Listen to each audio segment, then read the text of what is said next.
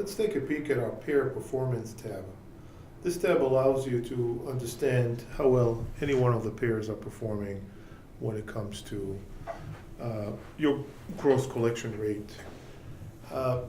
This top left graph represents both in blue the gross collection rate and in amber the historical gross collection rate. At this point, you've selected all pairs, and so this shows you the overall performance.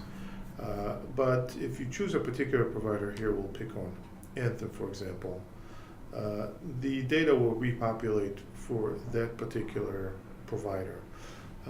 Why historical gross collection rates are interesting and useful when compared to the current gross collection rate is you want to know how well this particular pair is performing as far as your AR is concerned, 30, 60, and 90 days out. And how well did they perform on those same metrics, 30, 60, 90 days out, a month ago, or 2 months ago, or 3 months ago? Are you collecting money from them as quickly now as you did in the past? And this is where these gross collection charts are helpful. Here we see that for this particular provider, the current gross collection curve is slightly outperforming the historical trend, which means things are probably looking fine. In cases where they underperform, again, this would be a basis for asking questions of the pair. Why is there a delay as far as reaching the expected gross collection rate at the pace that would be expected? Here we see the net collections as well. Again, we're able to select and deselect providers fairly easily.